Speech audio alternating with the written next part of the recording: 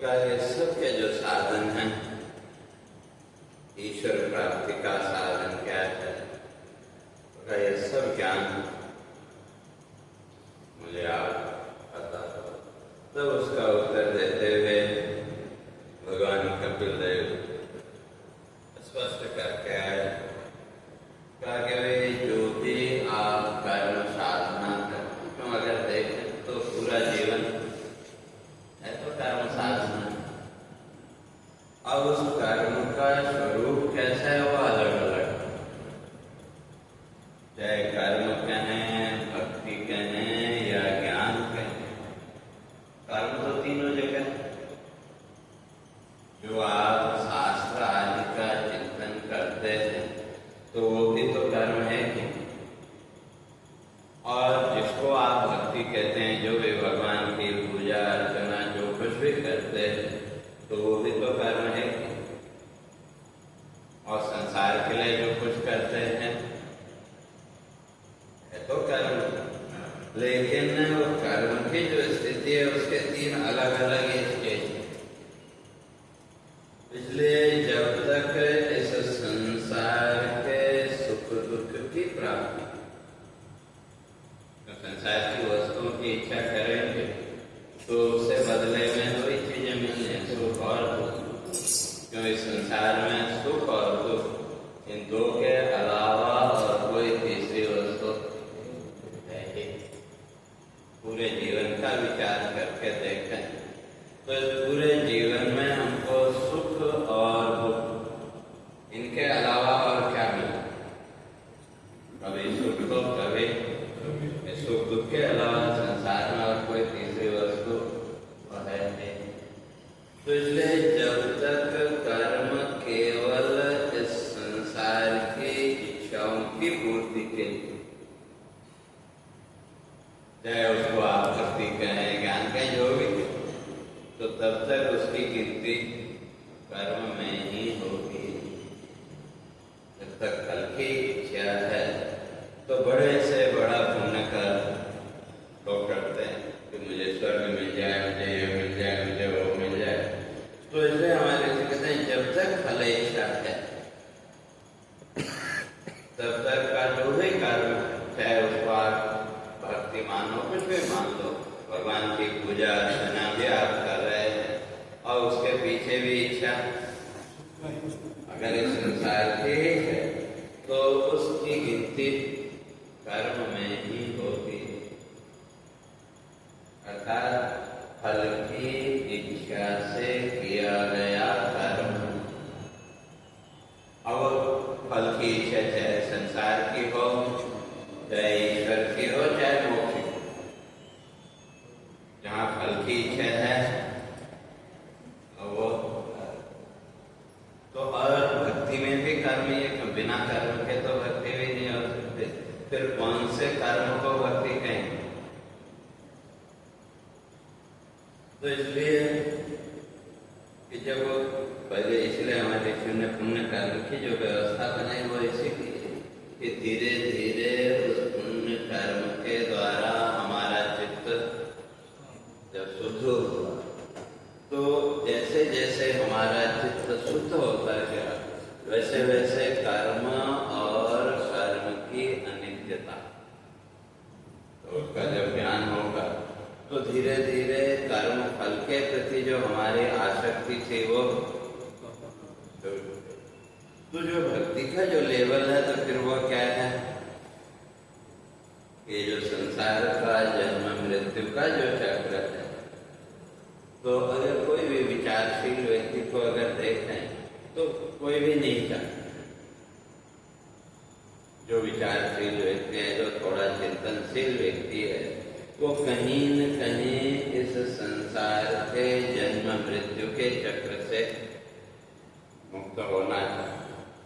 तो अर्थात ये संसार चाहते नहीं, लेकिन फिर भी चाहे अपूर्व कर्म कहें या जो कुछ भी कहें, उसके आधार पर ठीक है मिला, उसमें अपना कोई बस, लेकिन जो इस बंधन से अब मुक्त होना चाहता है, तो इसलिए संसार बंधन चाहते नहीं,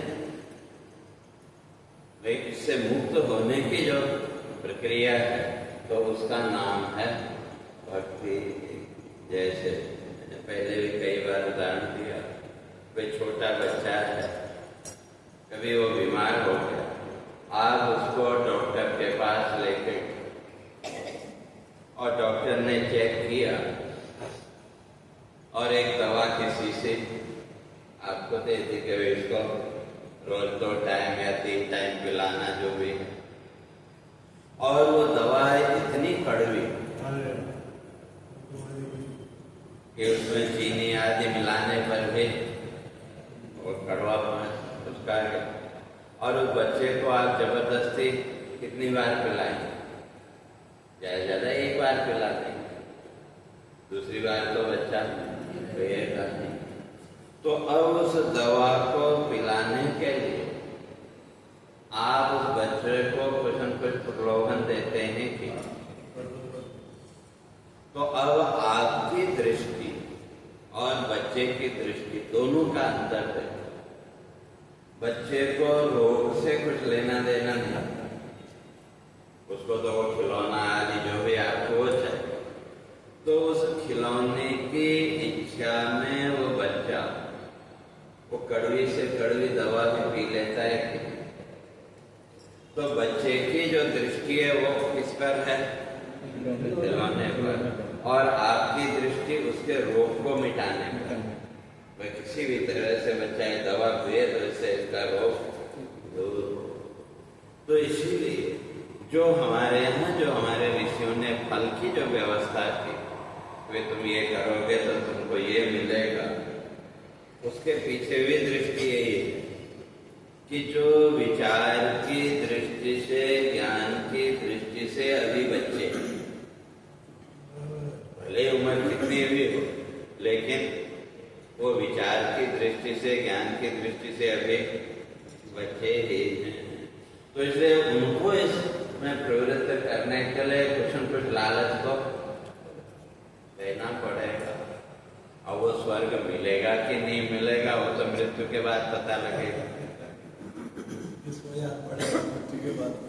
लेकिन उस लालसा से ही सही तो आपने पुण्य कर्म तो किया कि मुझे स्वर्ग मिलेगा, चलो इस जीवन में नहीं तो अगले जन्म में सुख मिलेगा इत्यादि जो भी भाव है, उस भाव से आपने कर्म तो किया, तो वो उस कर्म ने धीरे धीरे आपके चित्त को शुद्ध किया।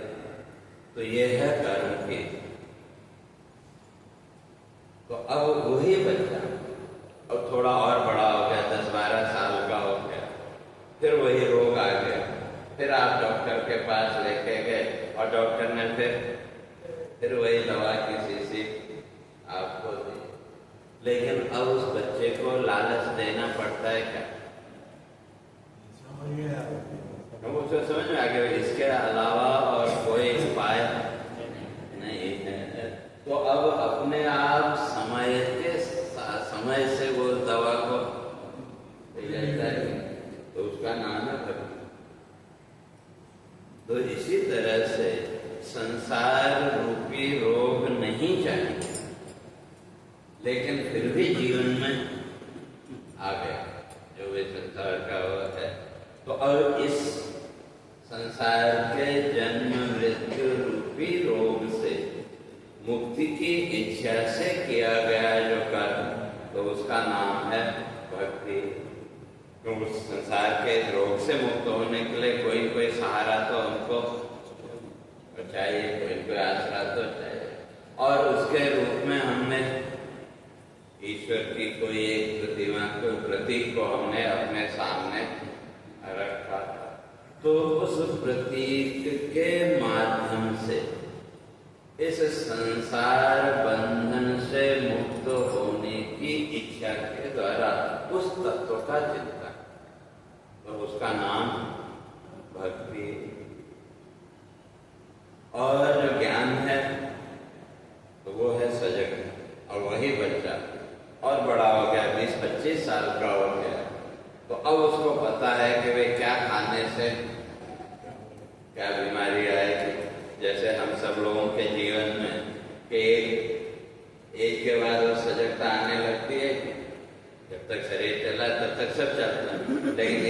अवस्था के बाद अब ये नहीं करना, ये करना हो सावधानी, और उसी का नाम है क्या? पता है कि वे सब बंधन का कारण है, इसलिए कोई भी अब बंधन का कारण जीवन में न आए, उस भाव से किया गया जो कर्म, तो उसका नाम ज्ञान। तो इसलिए वहां भगवान कहते हैं कि जो भी कर्म करना है तो वो कैसे हो? वेद विहित हो कर्म साधना। इसलिए वो कर्म साधना शास्त्र विधि के अनुरूप होनी चाहिए। और तो शास्त्र विधि फिर क्या बताती है कि हमारी जो इंद्रियां हैं, ये इंद्रियों में अभी तक तो अगर देखें संसार का राग अब कितना है, वो सबका अपना अलग अलग होता है। तो इसलिए कहते हैं कि हमारी जो इंद्रिय वृत्ति हो कैसे हो? इंद्रिय वृत्ति हो हरि अर्पण। हमारी जो वृत्तियां हैं उसको परमात्मा के साथ जोड़ना, और जब अब उसका प्रयास तो सब, तो इसलिए कहते हैं इस भाव से तुम जब साधना करोगे तो धीरे धीरे उसके द्वारा संसार बंधन से मुक्त होंगे।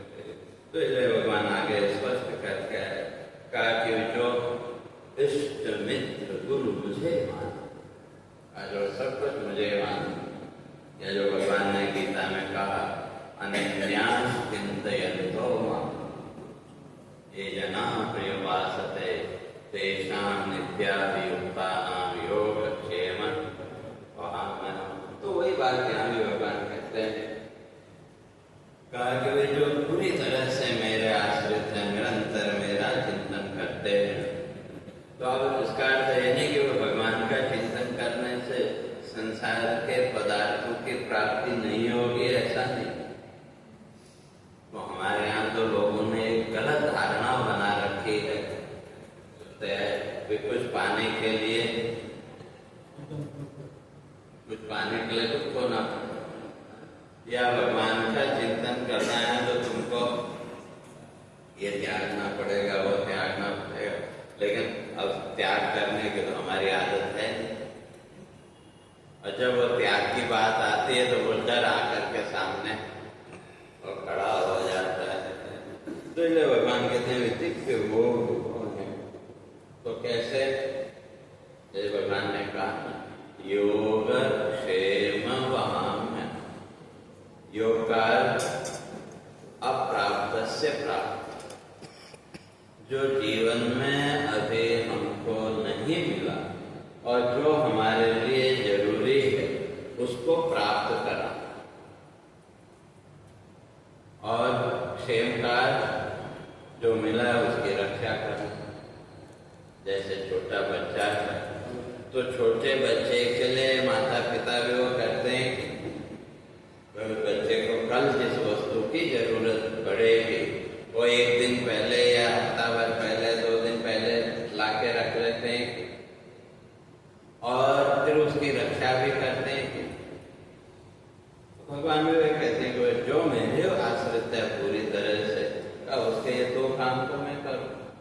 इसलिए उसको जीवन में जिन चीजों की आवश्यकता पड़ेगी या जो होगा वो उसको उपलब्ध कराना, और जो उसको मिला उसकी रक्षा करना। भगवान कहते हैं ये 2 काम मैं करता हूँ। तो वही यहाँ भी वो कहते हैं, इसलिए दिव्य भोग हैं पाते शस्त्र, नहीं काल की बातें को। और फिर उनको एक काल होता है जन्म मृत्यु के बंधन में नहीं बनना पड़ेगा। और जो संसार की कामना त्याग करके मेरा चिंतन करते हैं तो कहा कि वे वो संसार बंधन से मुक्त हो जाते हैं। तो इस तरह से